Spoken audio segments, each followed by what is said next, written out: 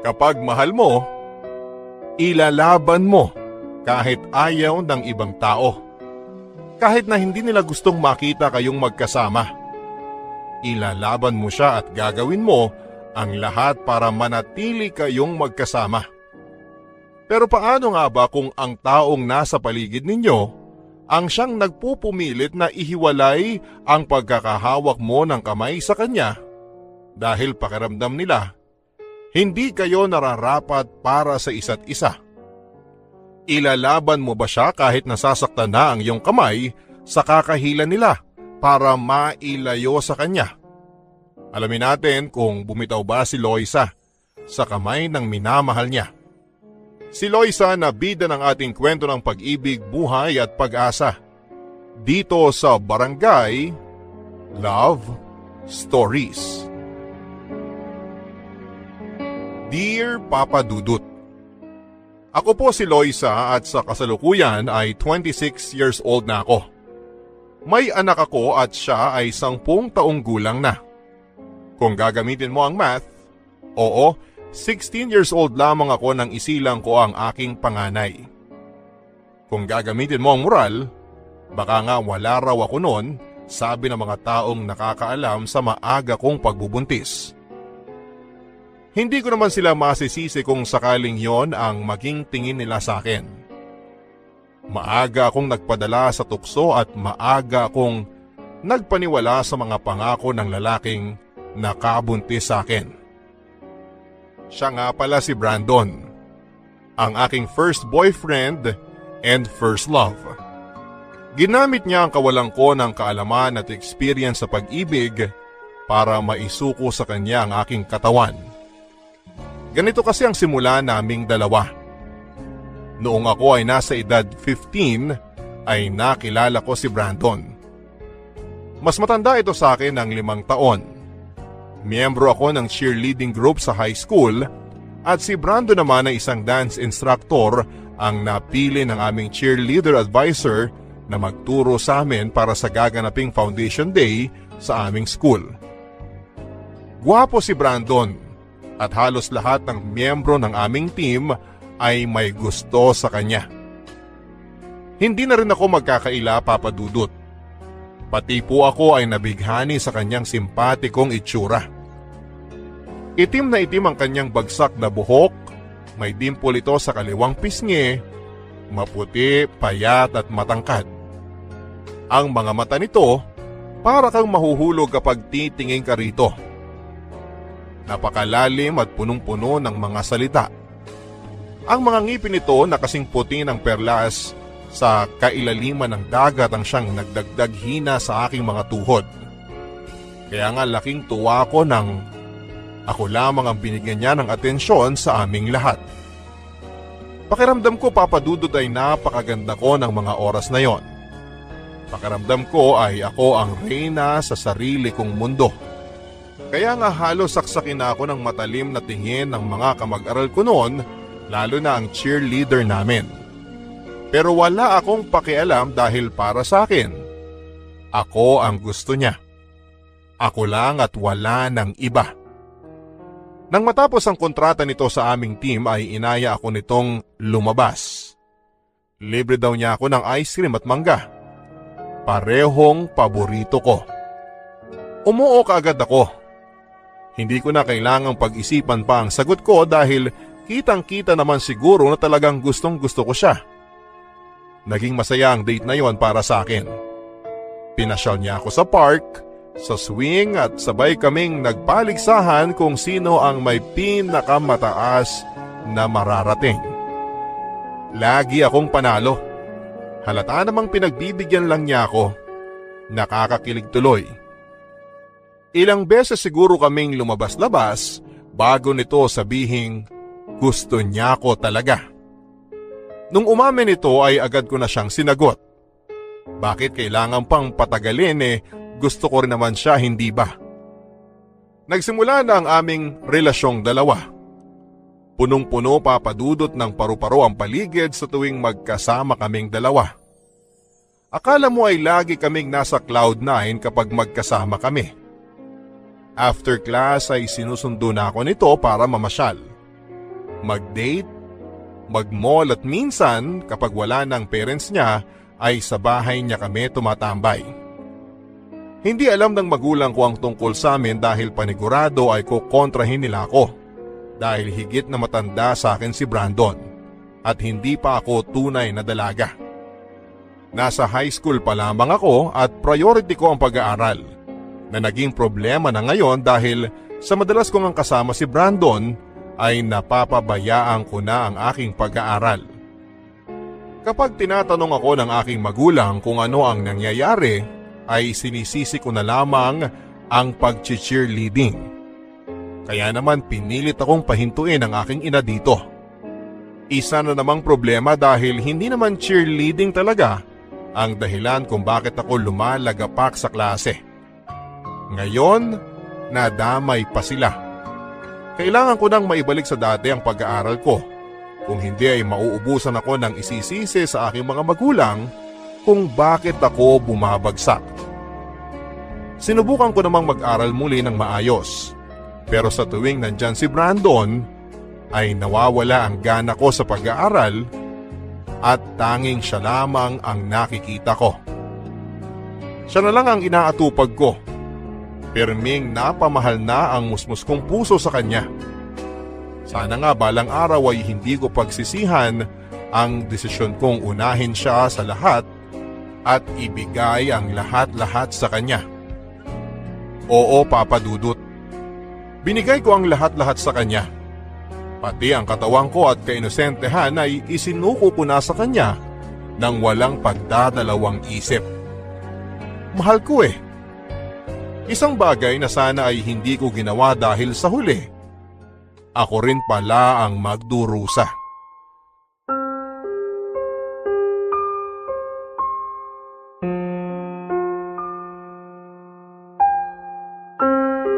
Paanong buntis ka?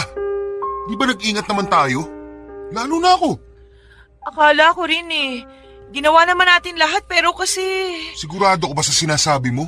Baka naman... Hindi na nga ako dinatnan mula pa nung nakaraang buwan. Pangalawa na ngayon. Never nangyari sa akin to, Brandon. Baka naman na-delay ka lang. Kapupuyat natin. O baka naman may kinain ka nagpaurong sa buwan ng dalaw mo. Hindi naman nakaka-apekto ang pagkain sa dalaw, Brandon. Anong di nakaka-apekto? Huwag mo nga akong gawing bobo. Hindi ko naman sinasabi yun eh. Ang sa akin lang, sigurado akong buntis ako. Hanggat wala kang matibay na patunay na buntis ka nga, hindi ako maniniwala. Ito, O ano yan? pregnancy test. O tapos, Positive. ang labo naman, Lois eh. Paano to? Inikot mo ako eh. Paanong pinikot? Eh higit sa lahat, ikaw ang may pinakagusto na itong mangyari. Huwag mo sa aking isisi to. Paano ako nakakasiguro sa akin yan? Ano? Paano ako nakakasigurong hindi ako nasalisihan? Ano bang pinagsasasabi mo dyan? Naniniguro lang ako. Aba malay ko ba kapag hindi tayo magkasama eh, may ibang lalaki na sumasalisi sa'yo. Huwag mo nga akong pagbintangan ng ganyan. Alam mo na lagi tayong magkasama. At ikaw ang nakauna sa akin. Wala akong iba at ikaw lang ang mahal ko. Hindi. Hindi pwede to. Ayoko. Anong ibig mong sabihin? Hindi ko paninindigan yan. Ayoko na anak. Hindi ako handa dyan. Halos hindi ko na nga mapakain ang sarili ko at hanggang ngayon, nakikitira pa rin ako sa mga magulang ko. Tapos magdadagdag pa ako ng palamunin? Magtutulungan tayo. Anong tulong ang magagawa mo eh high school ka pa lang? Bata ka pa lang. Wala kang alam. Paano mo mabubuhay ang anak mo? Anak natin. Anak mo lang. Wala akong balak panindigan yan, no? Bahala ka dyan. Uy, saan ka pupunta? Brandon, mag-usap tayo. Huwag akong hawakan. Tapos na tayo. Please. Please, Brandon, huwag mong gawin sa akin to. Please, parang awa mo na. Hindi ko kaya mawala ka. Ano ba? Huwag mo akong hawakan sabi. Brandon, huwag mo akong iwan. Mahal na mahal. Hindi kita mahal kaya huwag mo akong mahalin. Sabi mo. Kalimutan mo na lahat ng sinabi ko. Pero ang sabi Kalimutan mo. mo na rin ako.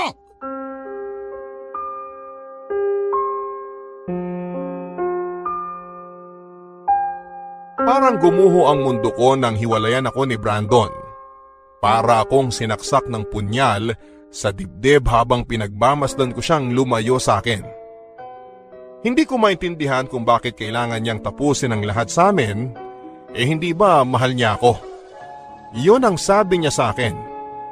Kaya ako nga ibinigay sa kanya ang katawan ko kasi alam kong mahal niya ako kaya hindi ko na kailangang matakot na isuko yon sa kanya.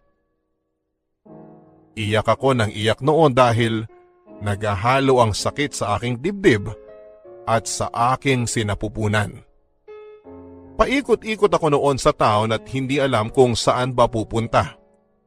Gutom na ako noon at padilim na ng padilim, pero imbis na umuwi ako ay hindi ko yung ginawa dahil sa takot na harapin ang aking mga magulang. Pihadong magtataka ang mga yon sa pamumugto ng aking mga mata. Sasabihin ko ba sa kanila ang totoo? Na kaya namumugto ang aking mga mata ay dahil sa kakaiyak dahil iniwan ako ni Brandon na boyfriend ko at nabuntis ako. Kaya ko bang tanggapin ang magiging reaksyon nila? Alam kong hindi na ako makakatakas pa sa sitwasyon ko. Kaya nang dumilim na ay umuwi na ako. Bahala na ang sabi ko. Kung mapansin man nila ay sasabihin ko, Diyos ko, sana ay matulungan mo ko. Napansin nga ng aking ina ang aking mga mata at ang gulo at pawisang kong buhok. Niyakap ako nito at tinanong kung ano ang nangyayari sa akin. Akala ko noon ay hindi ko magagawang sabihin ang totoo pero nang tumitig ako sa mga mata ni Mama, doon ay sinabi ko na ang lahat. Iyak ako ng iyak at niyakap niya ako at pinatahan. Hindi ko inaasahan na ganito ang magiging reaksyon niya. Pagkatapos noon ay dumating naman ang aking ama. Si Mama na ang nagsabi ng lahat. Iba ang reaksyon niya kay Mama. Nagalit ito pero hindi niya ako sinaktan. Nang mailabas na nito ang lahat ng galit niya sa pamamagitan ng mga salita, ay lumapit ito sa akin at niyakap ako. Pinulungan ako nito.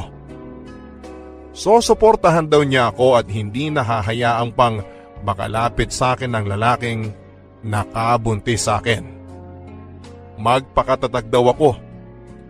Dahil doon ay umiyak na naman ako ng umiyak. Minalas man ako sa lalaking minahal ko, Papa Dudut.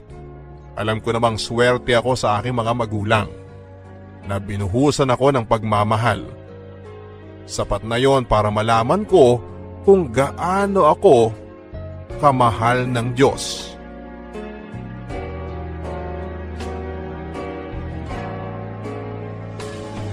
Mabilis na lumipas ang panahon. Nakapanganak na ako at hindi ko na nakita pang muli si Brandon. Naalala ko pa kung ilang gabi akong nagsayang ng luha nang dahil sa kanya. Saka ko lang naramdaman na nakamove on ako sa kanya noong isinilang ko na ang anak kong lalaki. Nung nakita ko ang maliliit niyang mga kamay at mga paa, noong nilagay siya sa aking dibdib, doon ko napatunayan na anak lang pala ang magsasalba sa puso ko. Pinangalanan ko siyang Joshua. Sinunod ko sa aking namatay na kapatid. Siya na ngayon ang buhay ko sa mga susunod pang taon ng buhay ko. Pangako yan. Bumalik ako sa aking pag-aaral 1 taon matapos akong manganak. Sinikap kong makatapos kaagad dahil yun lang naman ang maibabalik ko sa naging tulong ng aking mga magulang. Nakapagtapos ako ng hanggang kolehiyo at nakapagtrabaho sa isang ahensya ng gobyerno. Maayos na ang naging buhay ko. Nagawa ko ng makapagsustento sa aking anak na hindi galing sa aking mga magulang. Sobrang saya ko sa totoo lang. Nakakapagod ang magtrabaho pero sa tuwing uuwi ako at makikita ko ang anak ko, ay nawawala ang lahat ng yon at napapalitan ng saya. Iba talaga ang pakiramdam ng maging isang ina, Papa Dudut. Kaya naman ibinuhos ko sa aking anak na si Joshua ang lahat ng meron ako. Oras, atensyon at pagmamahal. Lahat yan ay solo niyang nakukuha. Hindi na nga rin ako nagkaroon pa o umasa na makakahanap pa ng isang lalaking mamahalin bukod sa aking ama at anak. Parang pakiramdam ko ay mauubos na ako kapag humanap pa ako ng isang lalaking makakarelasyon.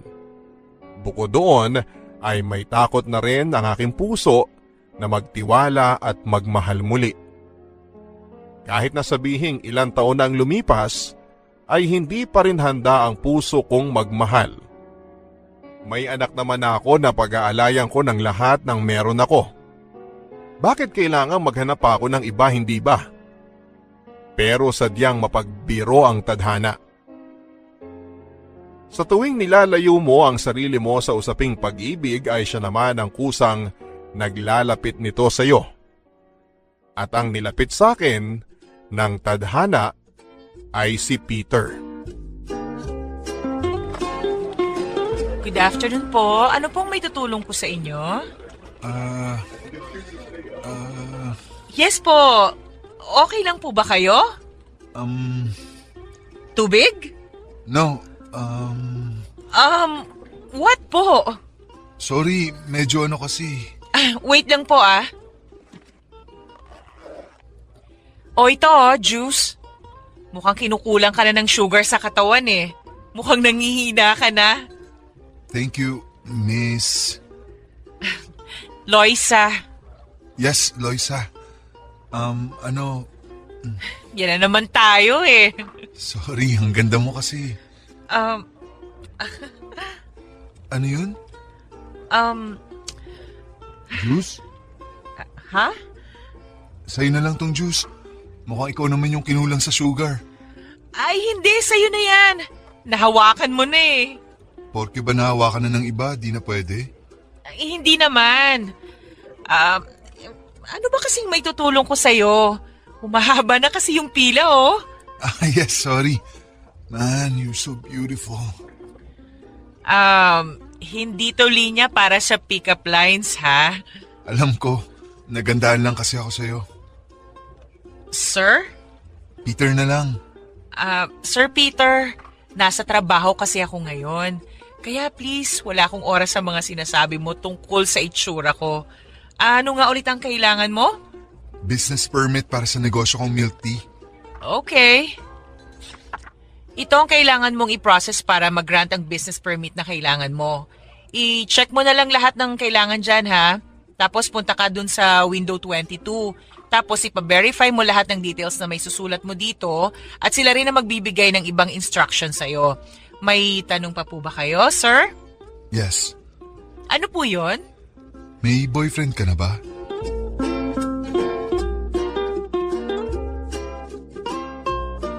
Doon na nga kami nagkakilala ni Peter.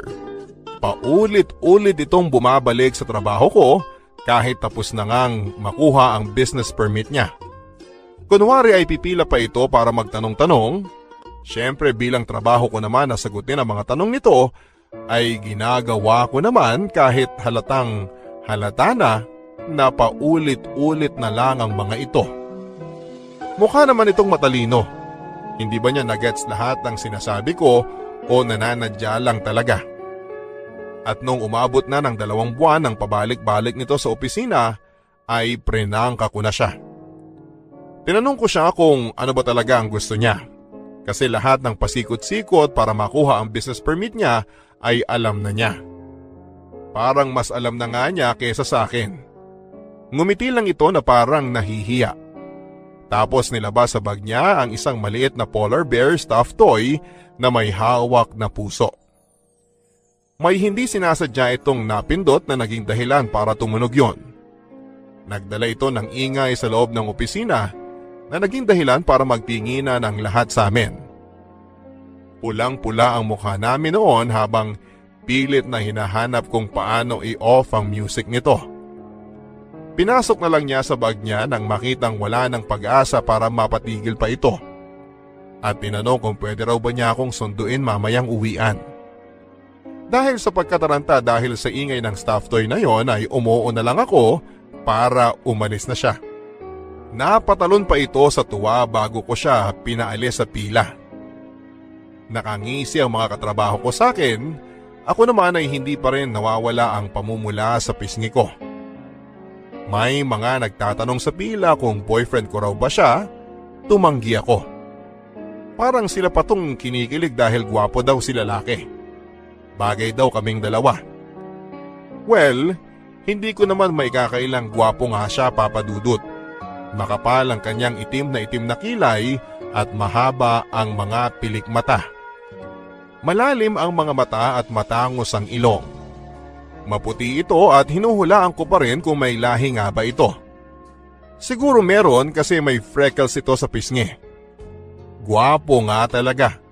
Kaya nagtataka ako kung bakit interesado siya sa akin. Wala ba siyang ibang makita? Meron naman ang daming magaganda sa mundo at kung inihalo ako sa kanila, hindi mo ako mapapansin. Putlain ako at payat.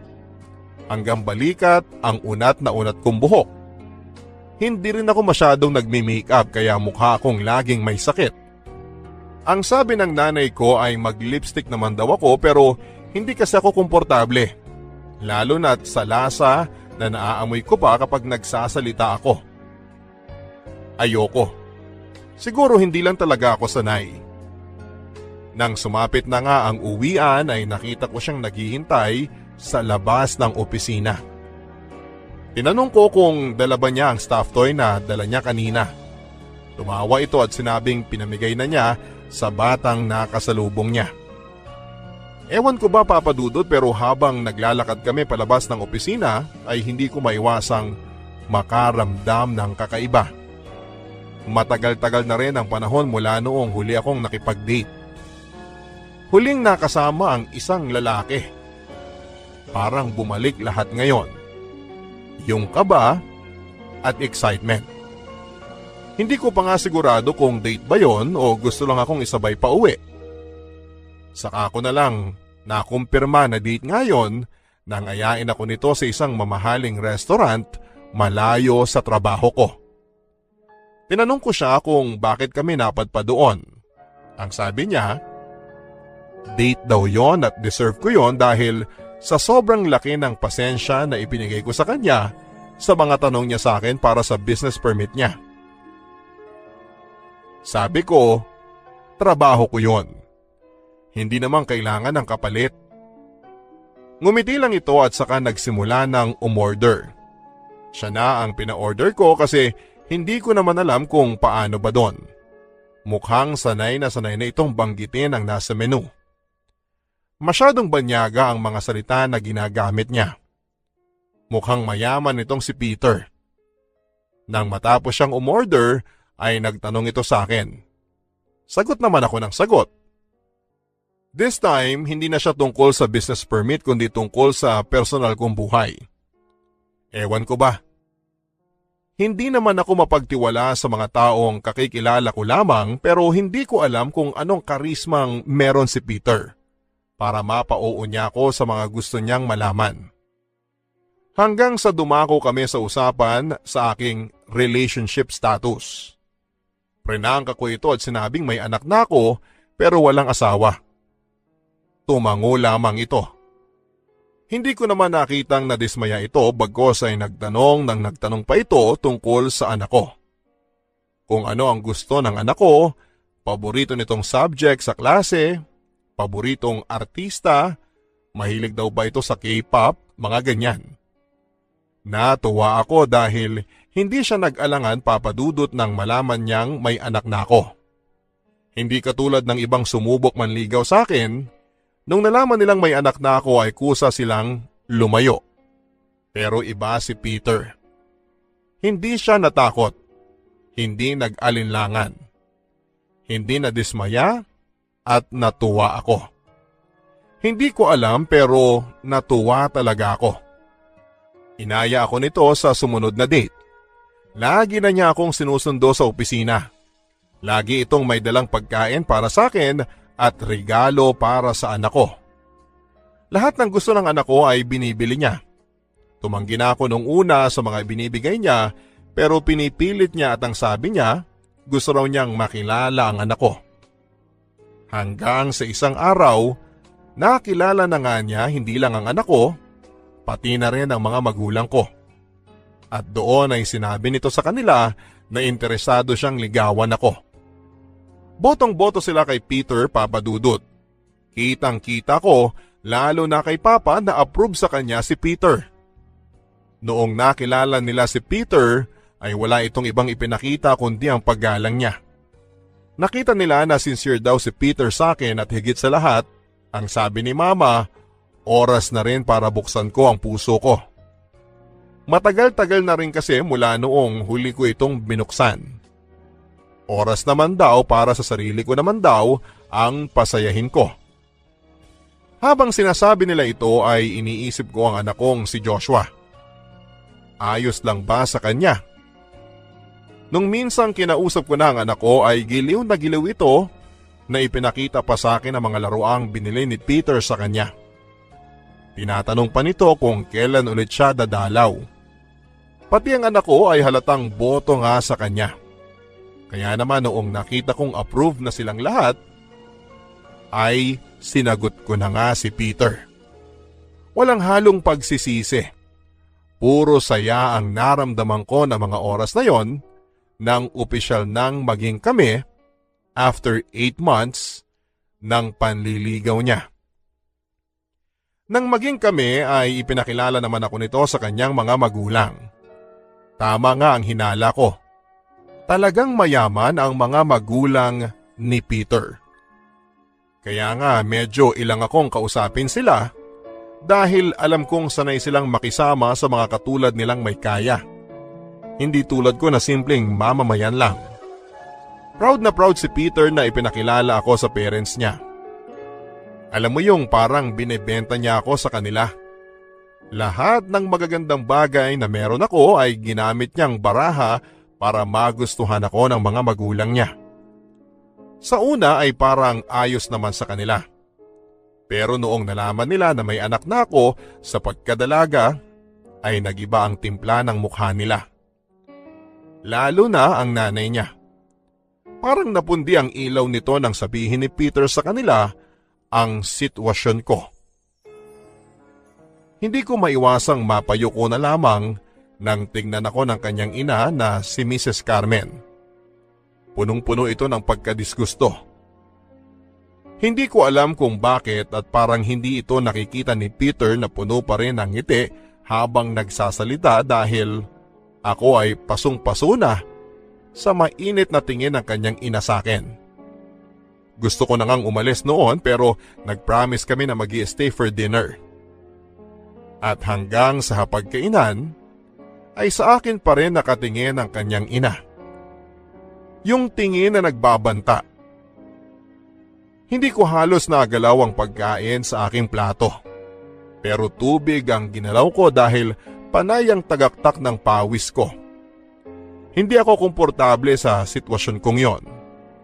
Hindi ito ramdam ni Peter at hindi ko rin naman magawang sabihin sa kanya. Paano siya maniniwala sa akin? Baka isipin niya na guni-guni o pakiramdam ko lang yon. Siyempre, higit sa lahat ay siya ang mas nakakakilala sa nanay niya. Sino ba naman ako? Bagong salta lang naman ako sa buhay niya. Sana nga ay pakiramdam ko lang yon talaga. Pero nang tumagal ay mukhang totoo na ang unang pakiramdam ko sa kanya. Iba pa rin talaga ang trato sa akin ni Mrs. Carmen, ang ina ni Peter. Sa tuwing pumupunta kami sa bahay nila, ay pinaparamdam nitong hindi niya ako gusto. Hindi ako nito kinakausap o tinitingnan man lang. Hindi naman ito nahahalata ni Peter at masyado kasi siyang focus sa pag-aasikaso sa akin. May mga oras pa nga na pupunta lang ako sa banyo, ay bubungguin pa niya ako at sasabihin sa akin at tanga ako. May mga oras na masasalubong ko siya at titingnan lang ako mula ulo hanggang paa at sasabihin cheap daw ako. Kunwari ay wala na lang akong narinig dahil ayoko ng gulo. Pero kung paano niya ako sakta ng pisikal, sa tuwing nagkakasalubong kami sa bahay nila ay ramdam ko na ayaw niya sa akin. Pati ang mga parinig nito sa akin na alam kong para sa akin naman talaga ay hindi rin niya pinapalagpas. Hanggang isang araw, nagdadahilan na lang ako kay Peter sa tuwing gusto niya akong idala sa bahay nila. Sinasabi ko na may gagawin ako o kaya naman ay may sakit si Joshua o kailangan ako sa bahay. Minsan sinasabi ko sa bahay na lang kami. Kapag nagtataka siya ay bigla kong irarason at tinatamad na kasi akong pumunta doon. Naiintindihan naman niya kasi may kalayuan ang bahay nila sa amin. Pero ang pagrarason na ito ay may hangganan. Nang makaramdam ito na talagang ayaw ko nang pumunta sa kanila ay nagtanong ito. Ano raw ba ang problema? Sinabi ko sa kanya ang katotohanan, Papa Dudut. Ayokong maglihim kay Peter. Di rin maganda na itatago ko ang nararamdaman ko dahil kung sakaling kami man ang magkatuluyang dalawa ni Peter, balang araw ay kailangang alam na nito ang nangyayari para agad mabigyan ng solusyon.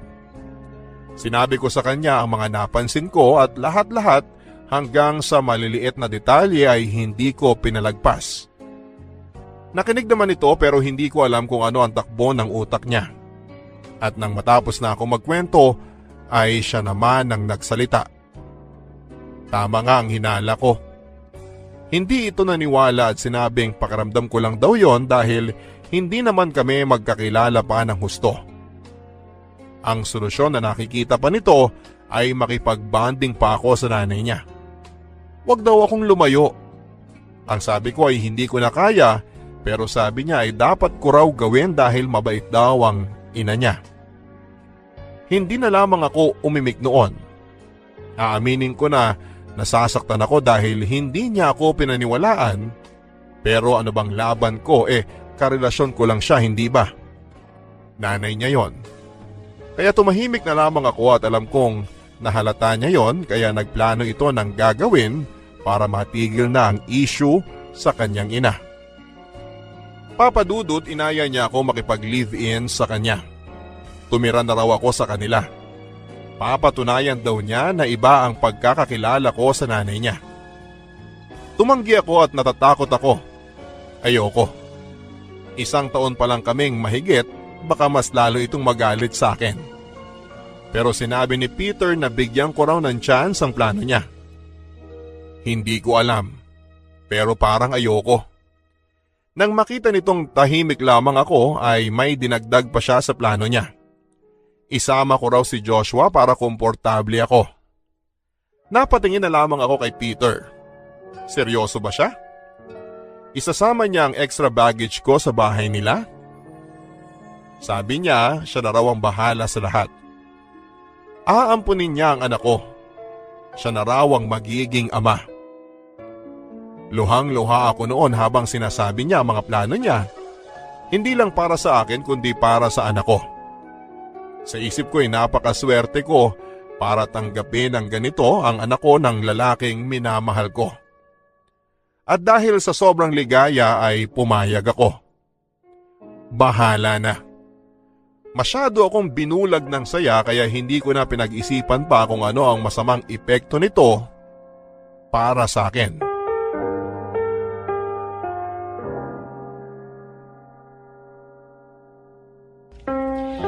Ewan ko talaga kung tama tong desisyon natin, Peter. Relax ka lang, akong bahala sa'yo. Makikita mo na maayos at mabait si Mama. Ewan ko, Peter. Iba kasi talaga yung pakiramdam ko eh. Huwag masyadong nega, okay? Sa kabira naman si Mama dito sa bahay. Kasi madalas inaayos niya ang negosyo namin. Kaya chill ka lang, okay? O, ayun na siya. Good evening po, Mrs. Carmen. Mama na lang, huwag na Mrs. Carmen. Ang formal masyado eh. Sabi ko sa'yo eh. Anong sabi mo sa kanya? Sabi kasi niya, pakiramdam daw niya ayaw mo sa kanya. Peter! Ako, ayaw sa'yo? Naku, bakit mo naman naisip yan? Lahat ng pinapakilala sa akin ni Peter, ex-man niya o kaibigan, ay mahal ko na rin. Lalo na kasi nakita ko kung gaano ka kamahal ng anak ko. Ngayon ko lang siyang nakitang ganyan. Naman. Well, kailangan niyang malaman ang totoo. So, nasabi na sa akin ni Peter na dito ka na raw titira with your son? Ayun, yun po yung plano niya. Well, that's good. Para may nakakasama naman ako dito. Paano kasi itong si Peter? Madalas wala dito. Bukod sa inaayos niya yung ibang milk tea franchise namin, ay madalas magkasama kayo. Opo. Bihira ko na nga rin po siyang nakakasama lately kasi busy daw po siya sa ibang franchise niyo outside Manila. Uy, bumabawi naman ako sa'yo ah. Teka nga, kuha lang ako ng iinumin natin. Wait lang ha. Usap muna kayo ni Mama. Well, tama ka, Loisa. Po? I don't like you, and I will never like you. Mama? Disgusting. Don't you ever call me Mama. Isa lang ang anak ko. Hindi ko alam kung anong nakita sa'yo ng anak ko at binaliw mo siya ng ganyan. You look so ordinary. Mrs. Hindi pa ako tapos. Ang kapal din ng mukha mo na pumayag na mag-stay dito sa bahay. Free board and lodging with your kid? Oportunista! Kung ayaw niyo naman po na... Sa tingin mo may magagawa pa ako kung ayaw ko na tumira ka dito? Wala, dahil yun ang gusto ng anak ko at ayaw kong nakakasira ng saya niya. Mrs. Ito na ang coffee. Decaf sa'yo, Loisa, kasi alam ko di ka pwedeng mapuyat. Peter? Peter! Grabe, super fun kausap itong si Loisa. She told me everything about your relationship. Natutuwa ako, anak, that you're taking it to the next level. Live-in muna ha, huwag muna kasal. Kasi baka masakal ka. I'm kidding. I'm always kidding. Saka na ang kasal, Ma. Pero soon na yon once maging stable ang ibang milk tea franchise natin. Sure, 100% akong approve dyan. Peter, pwede bang umuwi muna ako? Medyo sumama kasi ang sikmura ko eh. Sure. Late na rin, baka matraffic pa tayo. Kunin ko lang yung susi sa kusina. Naiwan ko eh. See you next week, Loisa. See you next week.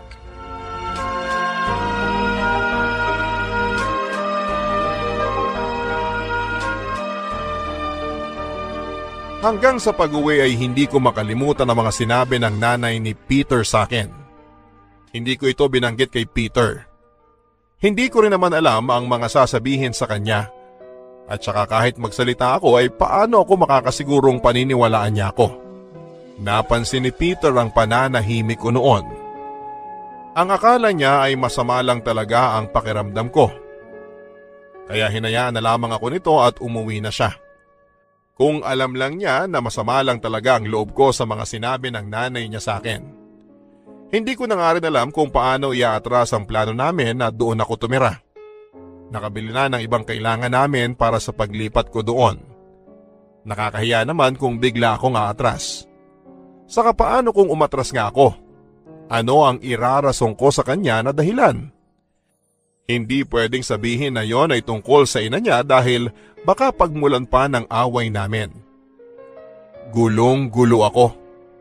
Tama ba itong pinapasok ko? Nang sumapit ang gabi bago ako lumipat kina Peter ay tinulungan ako ng aking mama na mag-ayos ng ibang mga natitirang gamit namin ni Joshua. Tahimik ako noon at pakiramdam ko ay nakaramdam din siya ng mali. Sinubukan ako nitong tanungin pero umiling ako at ang sabi ko ay ayos lang ako. Ayaw niyang maniwala. Nagtatalo ang isipan ko kung sasabihin ko ba sa kanya o magsisinungaling ako tulad ng ginawa ko kay Peter. Bumuntong hininga ko at sinabing nalulungkot lang ako kasi aalis na ako sa poder niya na totoo naman. Niyakap ako nito at umiyak siya. Nahawa ako at nakiiyak na rin. Marami itong binilin habang nakayakap sa akin hanggang sa dumating na nga si Papa at Joshua galing sa pamamasyal.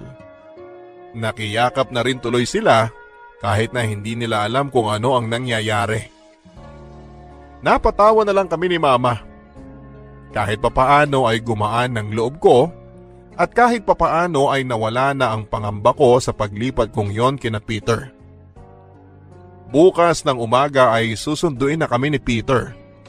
Kaya naman after naming magayos, uminom lang kami ng mainit na gatas nila mama kasama si Joshua at nag-usap-usap. Nagtatawanan hanggang sa hinayaan na nila kami ni Joshua na magpahinga na. Ilang oras lang at sisikat na ang haring araw. Nakatakda na ang paglipat namin. 8:30 ng umaga nang sinundo kami ni Peter sa bahay.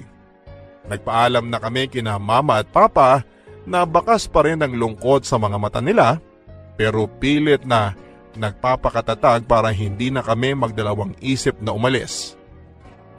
Nang makarating kami sa kanila ay tinulungan kami ng isa nilang kasambahay at isang boy. Natapos kami siguro mga 2:00 na ng hapon. Natapos na naming ayusin ang kwarto namin ni Peter at kwarto ni Joshua. Nakita ko kung gaano kasaya ang anak ko dahil sobrang laki daw ng bahay ni na Daddy Peter niya. Hindi raw katulad sa amin na halos magkakabungguan pa kami kapag nagkakasalubong. Masaya naman ako na komportable ang anak ko rito. Ang hiling ko lang sana ay hindi siya pagdiskitahan ng ina ni Peter. Nung gabi ay dumating si Mrs. Carmen.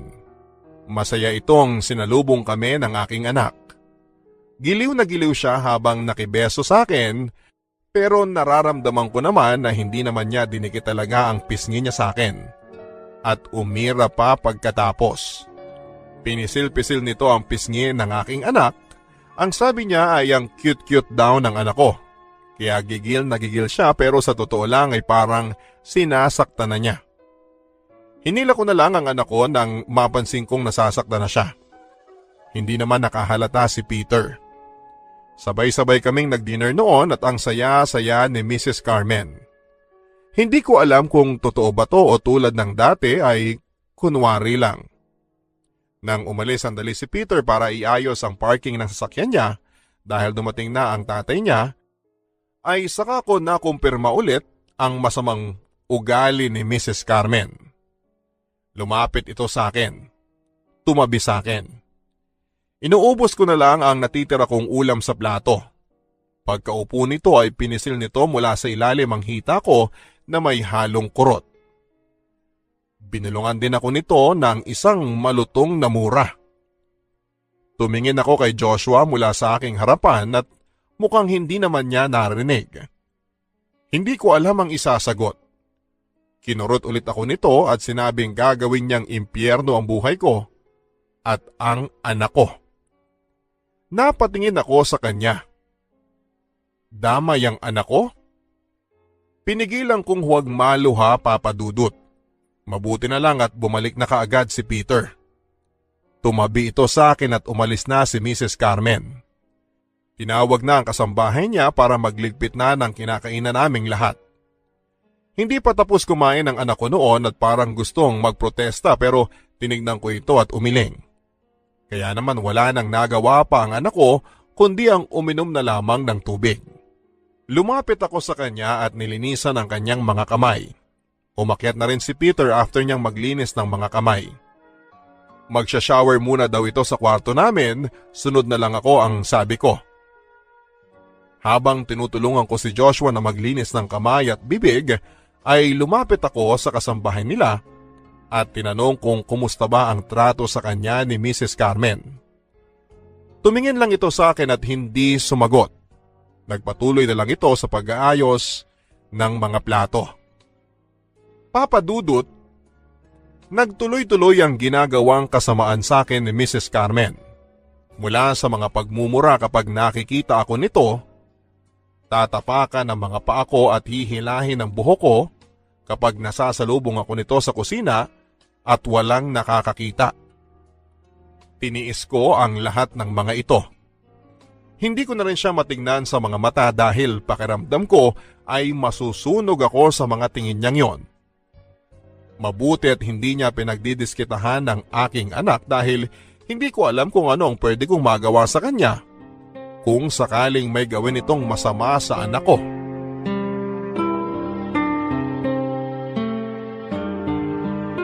Tahimik ka na naman dyan. May problema ba ulit? Wala naman. Kilala kita. Di ka ba masaya dito? Masaya. Masaya kasi nandito ka, kasama kita. Yun naman pala eh. Bakit ganyan ka? Madalas nakatulala ka na parang laging takot. Wala. Naninibago pa rin siguro ako dito sa bahay. Alam mo yun, parang kuting na dinala sa ibang bahay. Natatakot na baka saktan siya. Di ka kuting at di kita sasaktan dito. Walang pwedeng malakit sa'yo dito.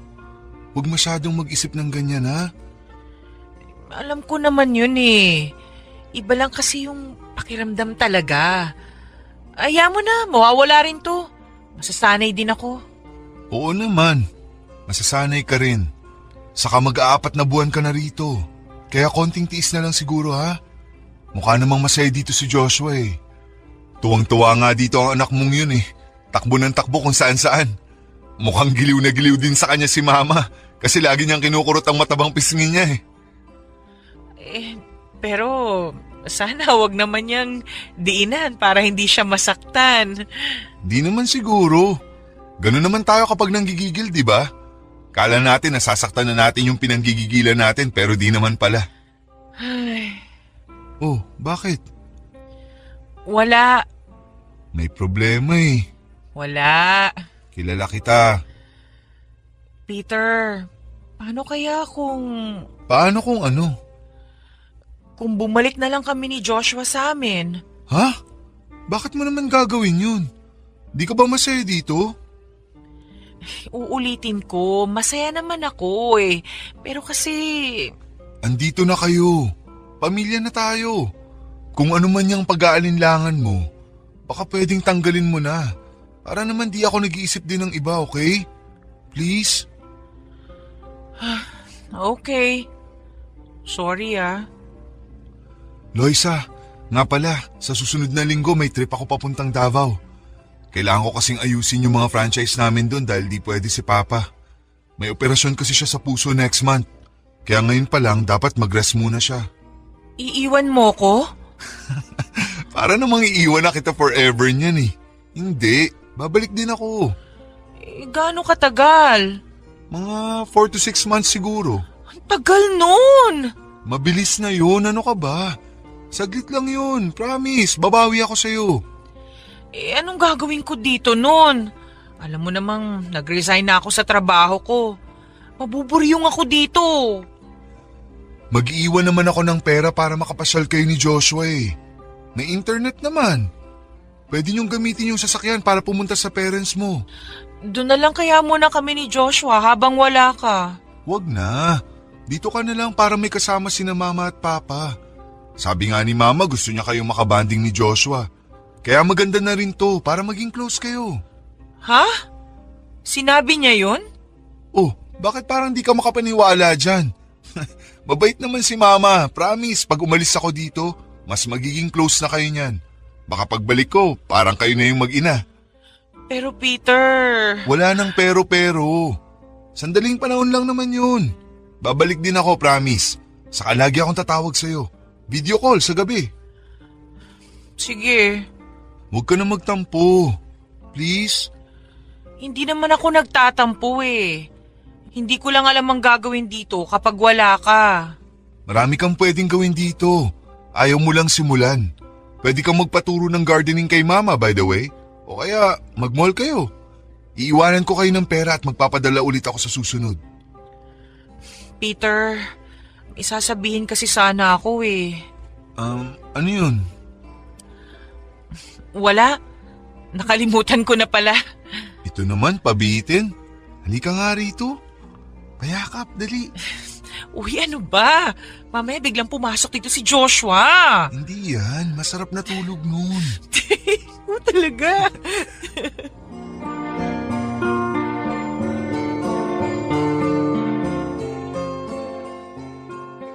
Sumapit ang araw ng pag-alis ni Peter at sumapit na rin ang araw na 100% na ang kasamaan ni Mrs. Carmen. Hindi lang mura ang inabot ko dito o pasimpleng sabunot, bunggo at sipa. Madalas papadudot kapag nakikita ako nito ay dumudura na lamang itong bigla sa aking balikat at mukha. Tatawa ito na parang nakakatawa ang ginawa niyang yon. Walang nakakakita. Minsan pa habang nasa hardin ako at nagkakape ay bigla itong lumapit sa akin at tinapunan ng lupa ang kape ko. Nagulat ako, papadudot. Tumayo ako para umalis na pero sabi niya, tikmang ko raw ang kape ko. Hindi ko ginawa. Sinigawan niya ako kaya napilitan akong tumikim. Saka siya tumawa at sinabing utu-utu raw ako. Tumatawa itong bumalik sa paghahardin niya samantalang ako ay napatakbo pabalik sa kwarto. Bakit siya ganon sa akin? Anong problema niya? Bakit hindi na makatao ang ginagawa niya?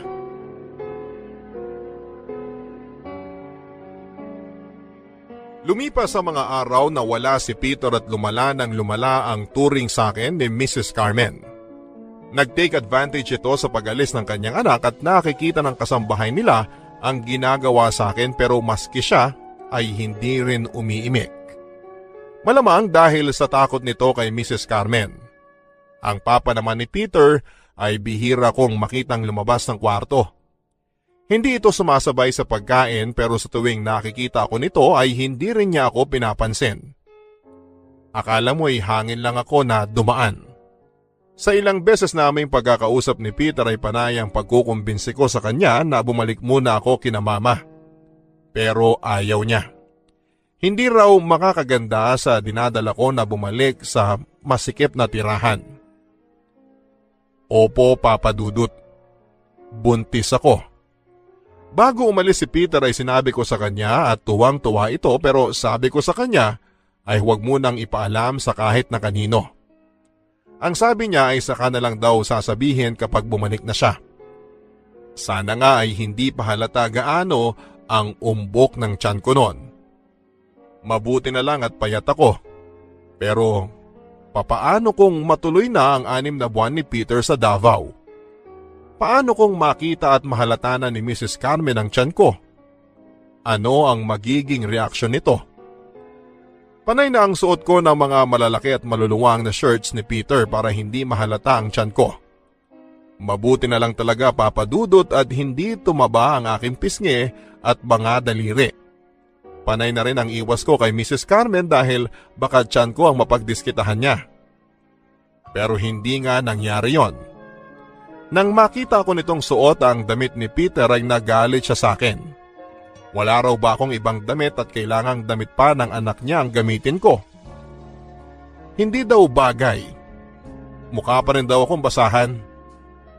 Hindi na naman ako umimik noon at hinawakan ko ang aking tiyan kung sakaling may gawin ito ay makakaiwas man lang ang tiyan ko. Pero mukhang hindi ko na maitatago ang sikretong ito. Dahil isang araw ay nahuli niya ako.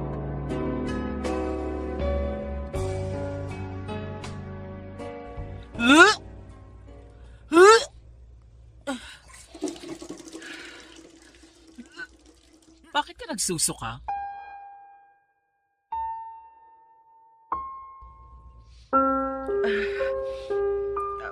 Ano po, may mali lang po siguro ako nakain kanina.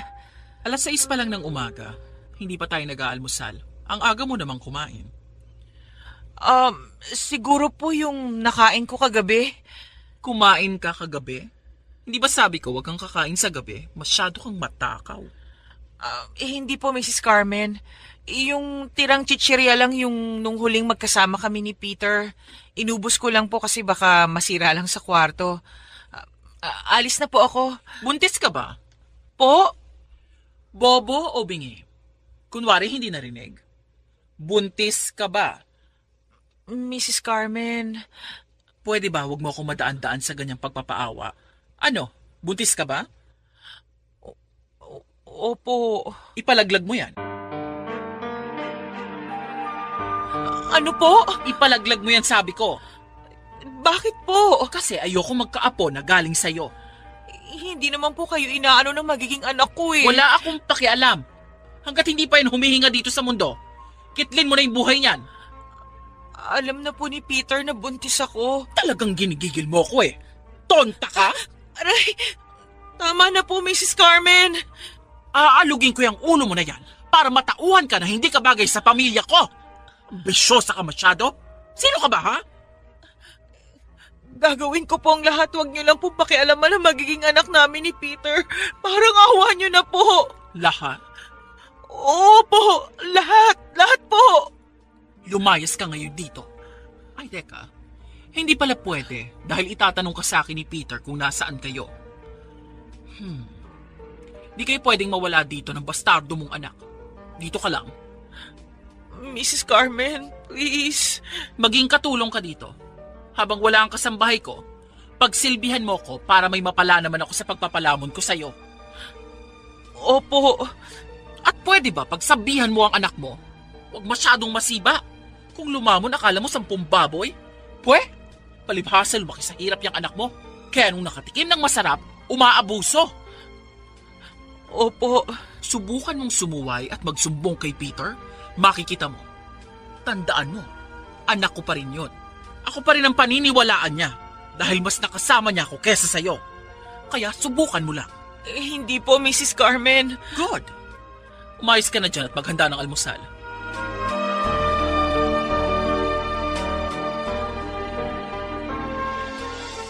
At doon na nga nagsimula na ginawa kong alipin ni Mrs. Carmen. Nakita na ako ng tatay ni Peter na nagiging kasambahay na sa kanila pero parang wala itong pakialam at hindi man lang nagtatanong kung bakit ginagawa ko ang mga gawaing bahay. Iba talaga sila papadudot. Hindi ko alam kung bakit nila napapaniwalang mabuting tao sila kay Peter. O sadyang sa akin lang nila ipinapakita ang kagaspangan ng ugali nila dahil may anak ako sa pagkadalaga. Hindi ko na rin inisip yan masyado dahil mas lalo lang akong nai-stress at nalulungkot. Ayaw ko namang maapektuhan ang magiging anak ko. Mula noong nag-leave ang kasambahay nila ay doon na kami ng anak ko natutulog sa maid's quarter. Doon kami muna daw para malapit sa kusina at madaling mautusan. Nagtatanong si Joshua kung bakit kami kailangang doon matulog. Mainit daw at masikip at wala pa nga ang toys niya doon. Ang sabi ko sa kanya ay pinapagawa ang kwarto namin kasi may mga binutas ang daga. Mukha naman itong naniwala sa akin. Minsan, nagtanong din ito kung bakit ako nagwawalis, naglalaba at naghuhugas ng plato. Ang sabi niya ay hindi ko naman daw yun ginagawa dati noong andun pa ang Daddy Peter niya. Ang sabi ko na lang ay nababagot kasi ako at walang magawa kaya naglilinis na rin ako ng bahay. Naniwala ulit ito. Hanggang kailan ba ako magsisinungaling sa anak ko? Ang tanging nagpapalakas na lang sa akin ngayon ay si Peter. Sa tuwing tumatawag ito ay gumagaan naman ang loob ko at nakakayanan ko ang lahat-lahat.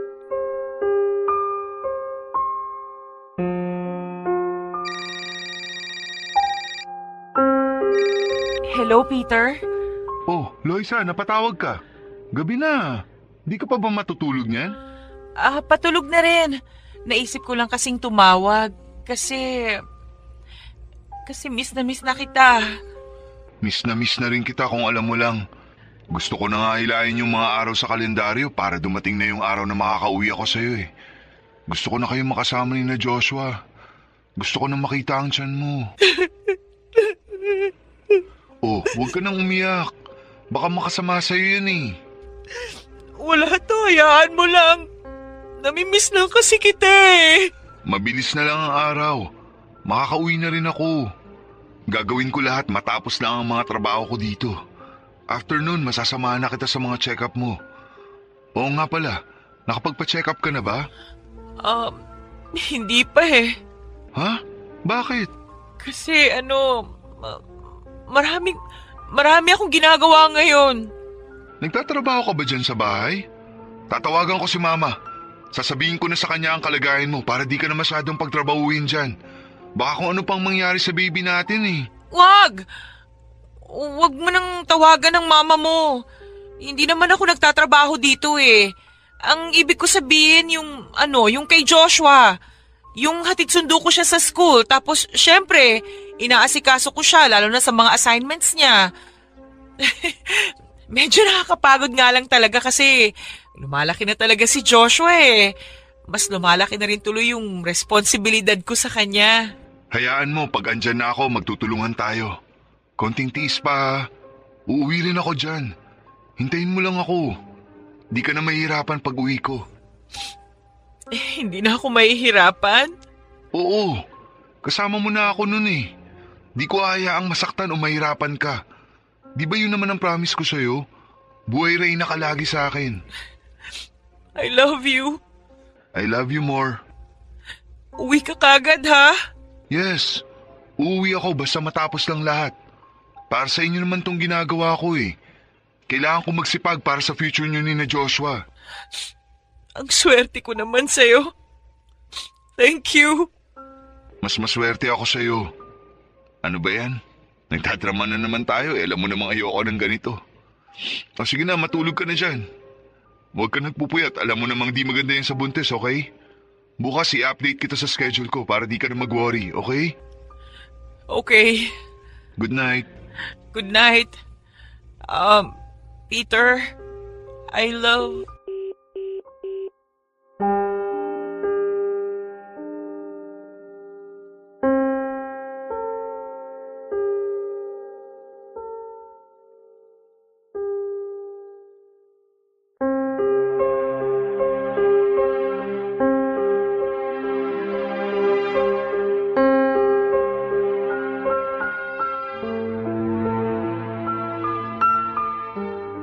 Tahimik at pigil akong umiiyak nang matapos ang tawag namin ni Peter. Hirap akong huminga sa pagpipigil kong umiyak dahil baka magising si Joshua. Pinagmasdan ko ang anak ko at kitang-kita ko itong nakasiksik sa gilid ng kama. Awang-awa ako sa kanya. Pawis na pawis ito dahil halos hindi na umabot sa kanya ang hangin mula sa maliit na electric fan ng kwartong yon. Maliit ang single bed na kama para sa aming dalawa, lalo na ngayong lumalaki na ang unti-unti ang tiyan ko. At mas lalong lumalaki ang katawan ni Joshua. Naisip ko tuloy na matulog na lang sa sahig para maging komportable na ang tulog ng anak ko. Naglatag ako ng kumot sa sahig at doon ay nahiga. Pasilip-silip na lang ako sa kama para ma-check kung maayos pa ang tulog ni Joshua. O baka biglang magising ito at hanapin akong bigla. Nag-isip ako nang irarason ko kung sakali mang maabutan ako nitong natutulog sa sahig. Pwedeng dahil naiinitan ako sa kama o kaya ay namis kong humiga sa sahig. Ano kayang pwede kong irason na hindi siya magdadagdag pa ng isusunod na tanong? Habang nakahiga ako ay naiisip ko si Peter. Panay ang tingin ko sa kalendaryong nakasabit sa dingding ng kwarto. May 2 buwan pa bago umuwi si Peter. After noon ay magiging okay na ulit ang lahat. Siguro ay pasimple na lamang akong kakawawain ni Mrs. Carmen.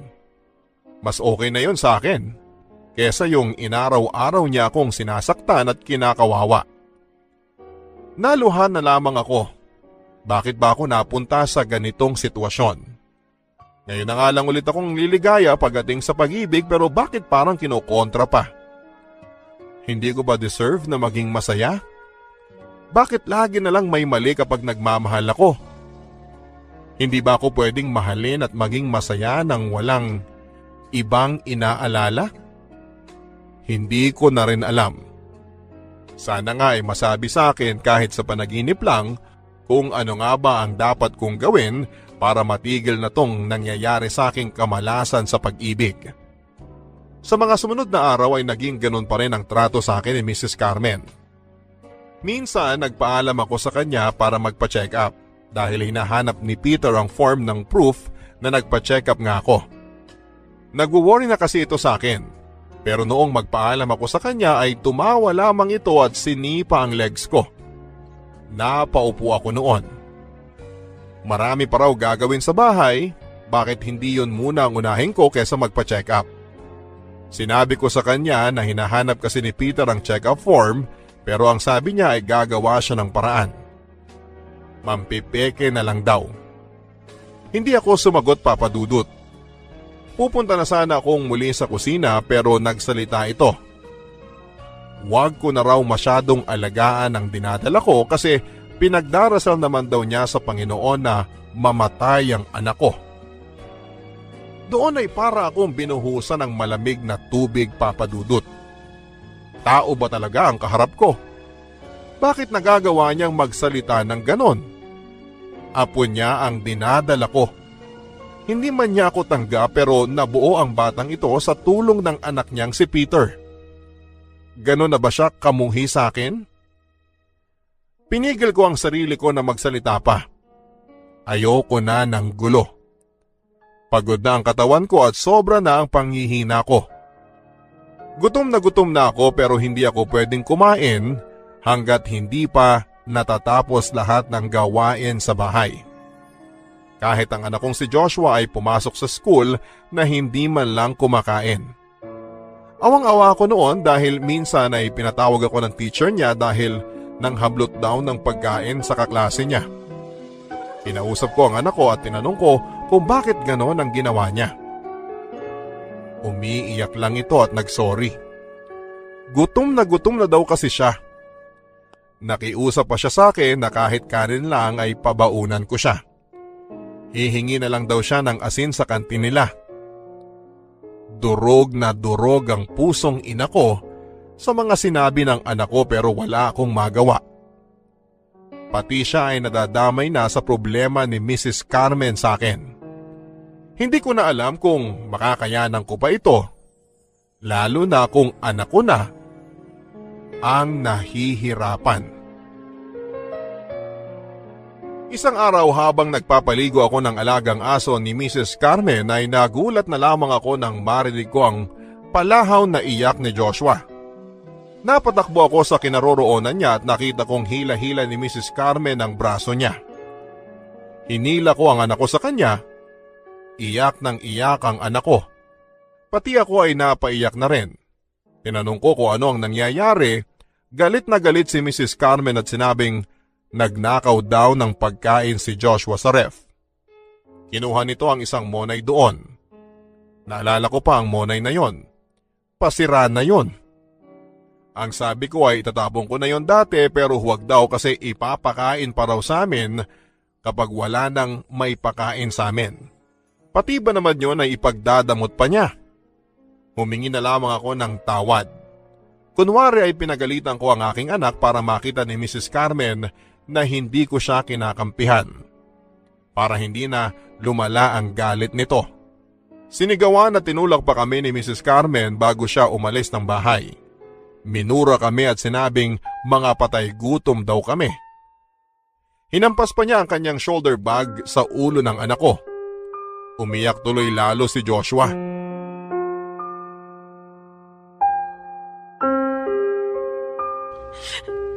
Nagugutom lang naman ako, Mama. Hindi ba kasi ako kumakain? Kaya kinuha ko yung tinapay sa ref. Tapos, bigla pong dumating si Mrs. Carmen. Nahuli niya ako. Sorry anak ha. Wala daw kasing pagkain ngayon eh. Kaya mamaya pa tayo kakain. Pero Mama, kumain naman sila kanina eh. Hindi naman tayo sumubay. Ang dami kasing ginawa ni Mama. Taka na. Pag may padala si Daddy Peter, bibili tayo ng maraming pagkain. Huwag ka nang umiyak ha. Ano bang masakit sa'yo? Ito, Mama, oh. Masakit ang braso ko kasi kinurot niya. Dumudugo nga po. Tapos, masakit bato ko kasi inampas po niya ako ng kamay niya dito. Dumudugo ang braso mo. Sandali ha, kukuha lang ako ng tissue. tissue. Huwag mo ko iwan, Mama. Baka balikan ako ni Mrs. Carmen. Umalis na siya. Please, Mama. Okay. Halika na sa kwarto. Matulog ka muna, ha? Tatapusin ko muna yung ginagawa ko. Tapos, sasamahan kita, okay? Di ba tayo kakain, Mama? Anong oras po tayo kakain? Mamaya, anak. Promise. Gagawa ako ng paraan, ha? Oh, saan ka pupunta? Pwede ko ba kunin yung monay sa basurahan, Mama? Kahit yun na lang po. Anak, madumi na yun eh. Okay lang yan, Mama. Gutom na kasi ako talaga, Mama. Sige. Kunin mo na.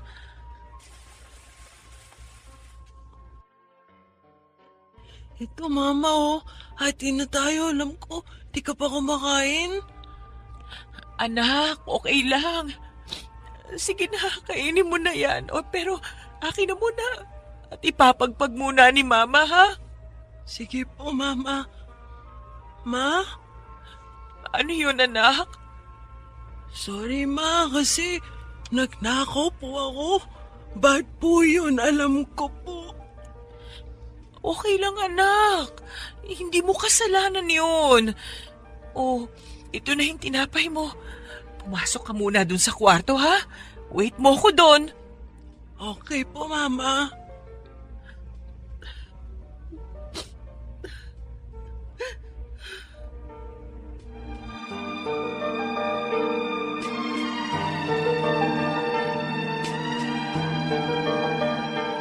Matapos ang insidenteng yon ay hindi ko na pinaalis sa tabi ko si Joshua. Alam kong mali ang nagawa niyang kumuha na lang ng pagkain pero bata ito. Anong alam niya? Ang alam lang niya ay gutom siya at kailangan niyang kumain. Masama ba yon?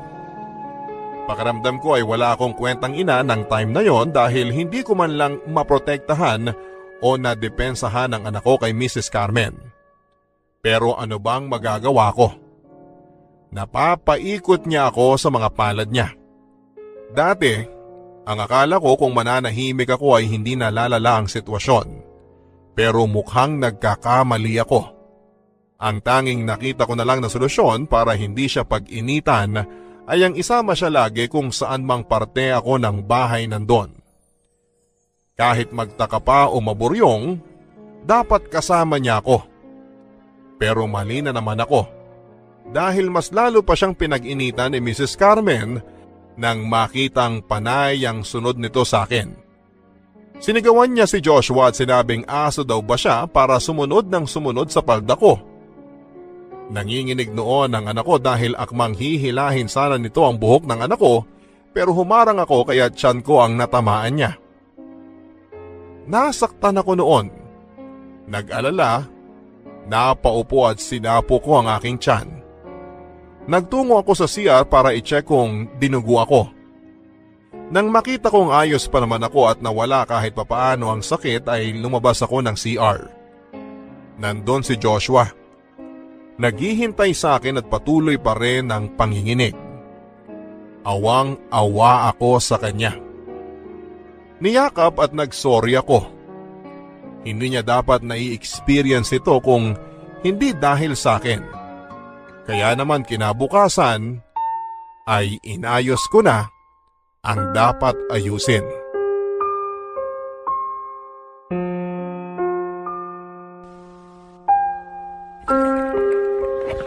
Mama, bakit niyo po nilalagay ang damit ko sa bag?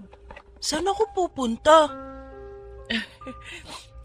Anak, namimiss ka na raw kasi ni na lolo at lola mo eh. Gusto ka raw nila makita. Miss ko na rin po sila. Gusto ko na nga rin po sila makasama eh. Sasabihin ko pong ginagawa ni Mrs. Carmen sa akin, Mama. Ay naku anak, yan ang wag mo gagawin ha. Mag-promise ka na hindi mo isusumbong yon, okay? Pero bad po siya, Mama eh. Dapat isumbong ang ganun. Anak, kasi baka mag-away-away sila. Ayaw natin ng gulo, di ba? O mag-promise ka na hindi ka magsusumbong. Promise? Sige po. Good boy. Sige, pakikuha mo na yung isang sapatos mo doon at ipaplastic ko na yan. Ikaw mama, hindi ka ba sasama sa akin? Hindi eh. Kailangan kasi nandito ako. Pero susubukan kong dumalaw doon kapag wala na akong ginagawa dito, ha? Ayoko mama. Kung di ka sasama, di na rin ako pupunta. Kailangan mo ako dito. Baka saktan ka ni Mrs. Carmen. Hindi, anak. Kaya ni Mama ang sarili niya, okay? Kailangan mo nang pumunta kina Lolo at Lola, ha? Please, huwag na makipagtalo kay Mama. Ayoko mama, please. Gusto ko kasama kita. Anak naman, makinig ka kay Mama. Dahil ba to sinagnakaw ako ng tinapay, mama? Hindi ko naman naulitin yun eh. Promise ko yan sa'yo. Itutulog ko na lang gutom ko tulad ng sabi mo. Mawala ako idala kina Lolo at Lola. Gusto kita kasama, mama. Please, mama. Anak, Hindi na ako magre-reklamo kung wala akong pagkain, mama. Okay lang ako, mama. Di na rin ako susunod-sunod sa'yo. Dito lang ako sa kwarto para di na magalit si Mrs. Carmen sa'yo, mama. Please, mama. anak naman eh. Sandali lang anak ha. O, dyan ka lang muna. Tumatawag ang Daddy Peter mo sandali. Ha? Sandali lang to. Mama.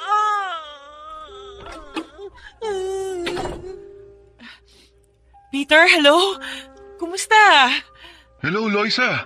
Kanina pa akong umaga tumatawag Bakit di mo sinasagot? Ano kasi, naglaba ko ng damit ni Joshua. Ipalaba mo sa kasambahay. Ay hindi na, konti lang naman yun. Yan ka na naman eh. O bakit ka napatawag? Good news! Mapapaaga ang uwi ko! Next month na! 2 weeks na lang magkikita na tayo! Maagang natapos ang lahat! Grabe, sobrang excited na ako! Talaga ba?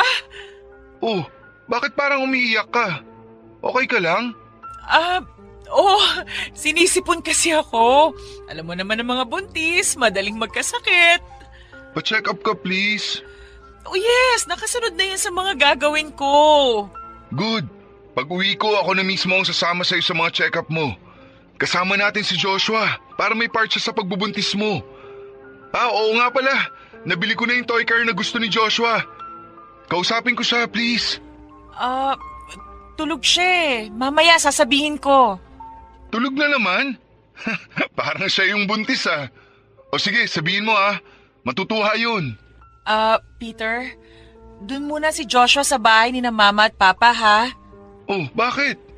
Mas malapit sa school. Tapos, miss na rin daw nila dun eh. Ganun ba? Gusto ko pa naman siya makita at makasama.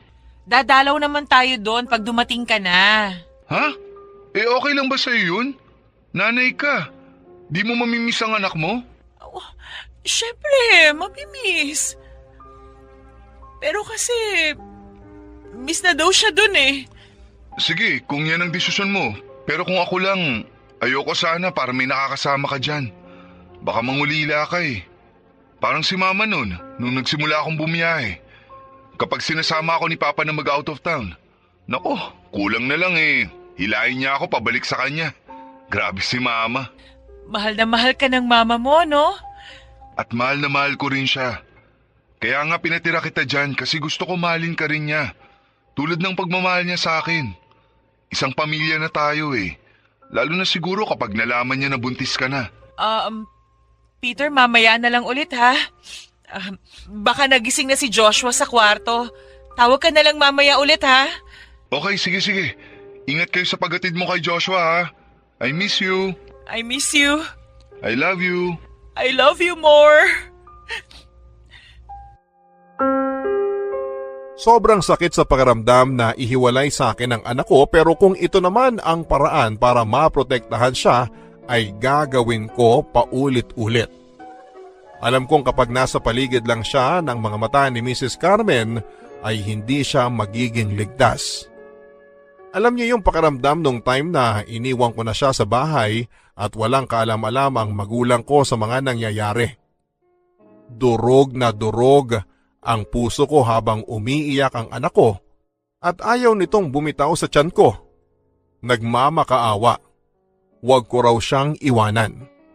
Magiging mabait na raw siya at awang-awa ako noon sa anak ko dahil buong akala niya ay kasalanan niya kung bakit ganon ang trato sa amin ni Mrs. Carmen.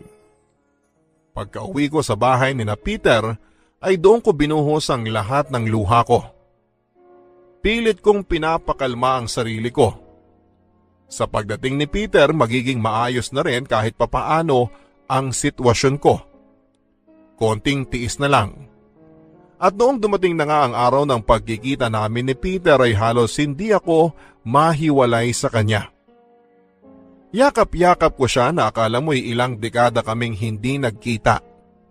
Panayang tanong nito sa mga nangyari sa bahay. Sagot ako ng sagot na parang ang saya-saya ko kahit na hindi naman. Nang tanongin nito kung kumusta ang trato sa akin ng kanyang ina, ay ngumiti lang ako. Pumasok sa isipan ko na magsumbong, lahat-lahat ng ginawa nito na mali sa akin mula noong unang araw na nakilala ko siya. Gustong-gusto ko nang isumbong lahat ng nagawa nito kay Joshua. Gusto kong gumanti at sabihin lahat kay Peter. Gusto kong kamuhian niya ang kanyang ina. Pero nang ibuka ko na ang aking bibig ay iba ang mga sinabi ko. Sinabi ko papadudot na maayos naman ang nanay niya. Hindi ko lang nakakausap masyado kasi busy si nanay niya sa negosyo nilang naiwan dito sa Manila at sa Laguna. Ngumiti lang si Peter. Natutuwa daw siya kahit papaano ay maayos kaming dalawa. Alam ko na magagalit kayo sa akin dahil hindi ko sinabi sa kanya ang katotohanan.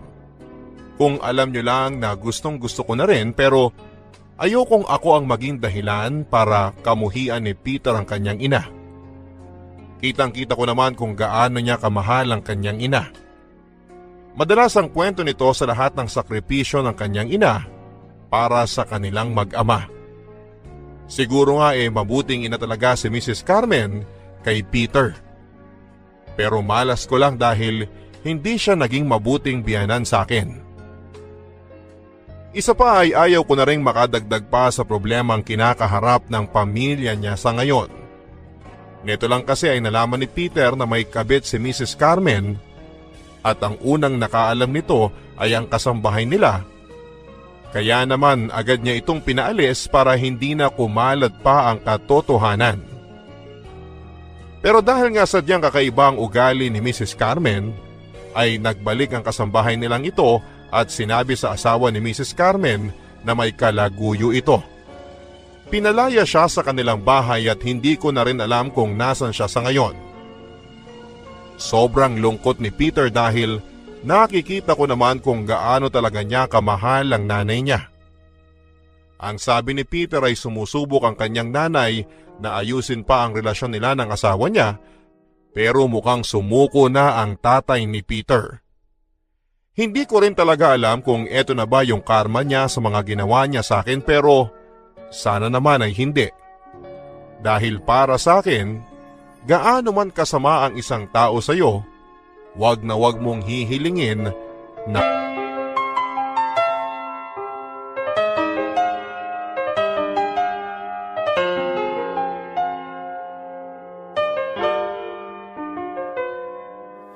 ang buhay ay mahiwaga,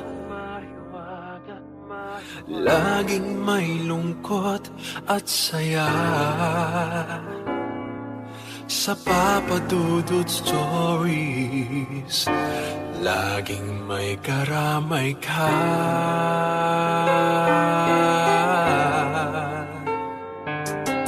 Mga problemang kaibigan, dito ay pakikinggan ka. Sa Papa Dudut Stories, kami ay iyong kasama.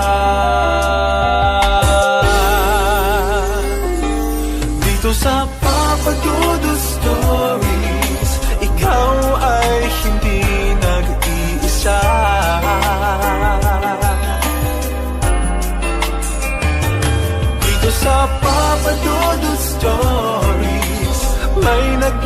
pagmamahal sa'yo. Papa Dudut Stories, Papa Dudut Stories, Papa Dudut Stories.